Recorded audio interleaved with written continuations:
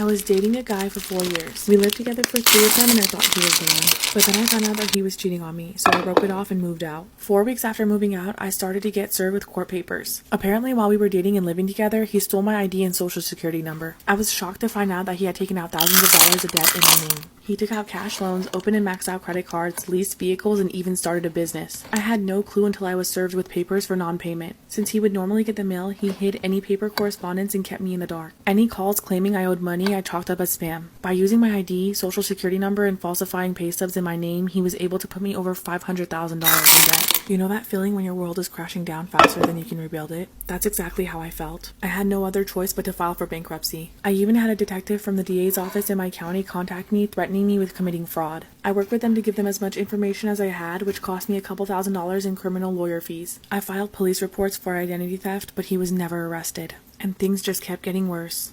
Before I knew about all the identity theft, a few days after I moved out, I confronted him about a cable bill that I knew was still in my name. I asked him to switch it to his name since I wasn't living there anymore. This is when he told me it wouldn't take much for me to hire someone to find you, bind your hands and feet, beat you senseless, and leave you in a ditch to rot. I couldn't believe he was threatening me and I was terrified. And here's the kicker. A few weeks after we broke up, I found out that I was pregnant. I now have a 3-year-old that he has no idea exists. I never wanted to talk to him again and I see him as a monster. After we broke up, I did some investigative work. I found out that he was married, obviously separated but legally married, had 2 kids, and over $100,000 owed for child support. He also had a domestic abuse case against him from his wife and was on probation for drug use. I feel like I dodged a bullet. However, having all this done to me has damaged me for future relationships. I haven't been in a relationship since and have no desire to be in one. I don't trust anyone anymore. Despite all that I've been through, I count my blessings, and my child is certainly a blessing. One time I was behind the register at Victoria's Secret. This customer walks in and immediately everybody spots her as a red flag.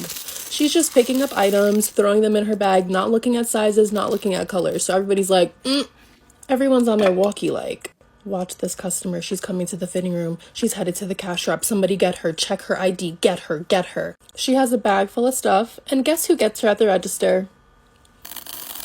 Me. So she comes to my register and she dumps out her stuff. And we're having a regular conversation. Hi, how are you?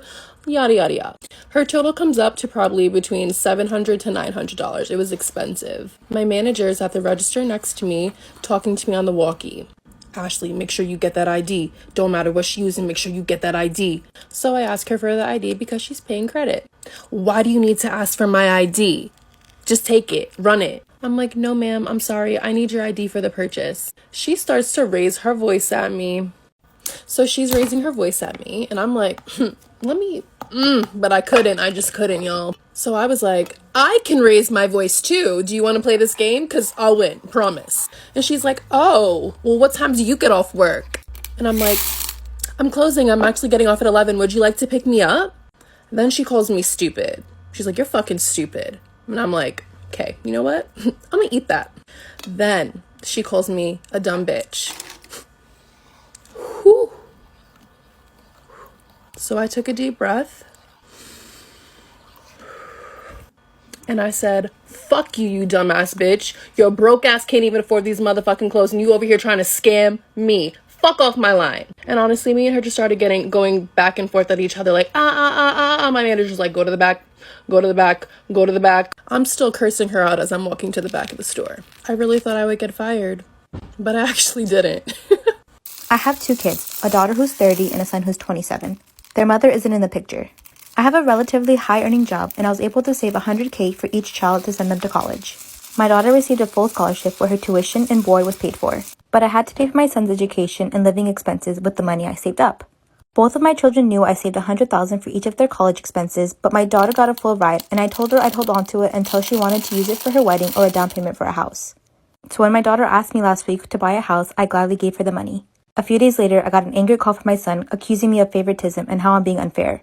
I tried to explain to him that I just gave her the college fund I was saving up for her, which was the same amount as what I've given him for college. He still thinks I should have split the money evenly so it'd be more fair. So both of my kids are fighting right now. The money has always been my daughter's, and I already gave my son his share to pay for his college expenses. Both of them are college educated with good jobs, so it's not like my son desperately needs the money. So you guys tell me, am I the asshole in this case? Should I just split the money? My husband had a really bad headache, so I decided to take my daughters for a walk to the pharmacy to get him some medication. On our way there was a dog who was barking and lunging at us, but we didn't worry about it because he was on a chain. On our way back, the same dog was barking and lunging at us, but this time the chain snapped. I saw a big black mass moving fast towards us in my peripheral, and I just picked up my daughters and ran. My twins are both 5, and that's like 40 pounds each, but adrenaline strength is real. The dog was right behind me, and my daughter on my left was slipping, and I didn't want her to fall and get bitten. We were passing a house with a fence, and I kind of tossed her over the fence into the lawn and kept running with my other daughter. I was screaming for help when someone came over and scared the dog away. I ran to find my other daughter to find she was unhurt, but she was crying and saying I left her, and why couldn't I have thrown her other sister instead? We got home, and my daughter ran to my husband crying, "Mommy threw me over the fence." After telling him what happens, I thought he would understand, but he started saying things like, "What if she got hurt? What if she fell on some glass and cut herself? What if the dog stopped chasing you and jumped over the fence at her?" I was already guilty, and I was like, "Okay, sorry, I get it." But he kept going, so I finally snapped. He wasn't there, so it's easy for him to say what I should have done. I did it to save both of them. My future mother-in-law is the absolute worst person I've ever met in my life. I'm 30 years old, and my boyfriend is 31, and we've been together for 8 months. He's the sweetest and most caring man I've ever met in my life, but the biggest surprise is when I met his mother. I'm a natural redhead, so when we sat down for dinner, she asked me if my parents had the same color hair. And then she proceeds to ask me, does the carpet match the drapes? I looked over to my boyfriend, who seemed equally as shocked, but he didn't say anything. And when I didn't respond back, she said, "Don't worry, I'll ask my son about it later." She then went on to attack my appearance and said my hair was too curly and I really needed to learn how to run a brush through my hair and think about my appearance more when I'm out with her son. And when I lost my appetite, she told me it was a good thing that I'm watching what I eat because it would be a shame if I got any bigger. This was my first meeting with this woman, and as soon as I got into my car, I burst into tears until I got home. I told my boyfriend I needed some time. He went into apology overload, and this started by sending me flowers to my office every day and leaving me messages. He said he spoke with his mom and promised this would never happen again. With this reassurance, I decided to give it another chance. So this couple comes in together to buy an engagement ring, and they had a budget of about $20,000, which is a lot for an engagement ring. But the ring that she happened to pick out was about $35,000, which is a lot of money. And she was really adamant about picking it, and he was kind of reserved, like, it is a lot of money. But she was like, "No, if you love me, you'll buy it, yada, yada, yada." And he's like, "You know what? You're going to be my wife, the mother of my kids, whatever makes you happy." So after they finally decide, I pack it up for them. I'm like, "Here you go. Have a great marriage. Have a great life. Goodbye." About 3 weeks later, the fiance comes in, and I'm thinking she just wants to get the ring size or something. And she's like, "Can you guys take out the diamond and replace it with a cubic zirconium?" Cubic zirconium is a very cheap substitute for a diamond. So I was like, yeah, we can do that, but just give us 2 or 3 days. So she leaves, and I call her fiance because I was like, this is really suspicious. And he had no idea that she came into the shop or that she was coming in. So he calls me 2 days later, and he finds out that she was going to break up with him. She would have kept that diamond, and she would have given him the fake one. He would have returned it, and he would have gotten no money back. Talk about I was 21 when I found out I was pregnant with twin girls. My sister is 28 and has had 14 miscarriages. She's only had 1 successful pregnancy, which resulted in my 4-year-old niece. I'm not against having kids, but I definitely wanted to wait until I graduated with my degree and I was married to my significant other. From the start, my mom has been saying I should give my babies to my sister since she deserves them more than I do. And my sister completely agrees. I told them hell no, and my mom calls me a selfish bitch.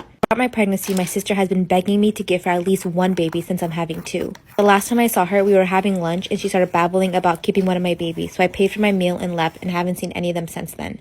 After I have my girls, I log on to Facebook to hundreds of threatening messages from my family and friends about how I stole my sister's babies and ruined her life. She posted a picture of her nursery that she had for my babies. There's so many posts about how generous I am for going through the pregnancy and giving my sister the babies. She told everyone I was giving her my babies, and she has my pictures of them in the NICU saying how she can't wait to bring them home. My husband and I were expecting our first daughter, and he suggested the name Tiffany, and I fell in love. When I asked what made him pick it, he said he saw it in a movie. I didn't think much of it, and so a couple weeks later, I called my sister-in-law to let her know we're going to name our daughter Tiffany. She was super surprised because she said she never wanted to name her child after her husband's high school girlfriend. I was really confused, but then she told me that they were together from sophomore year of high school to junior year of college. I knew he had a long-term relationship, but I never knew the girl's name. After hanging up, I confronted my husband, and he tried blowing it off at first, but eventually admitted that it was true. I told him I'm refusing to name my daughter after his ex-girlfriend, and he told me it's too late, I'm overreacting, and I can't change my mind since I'm only due in 5 more weeks.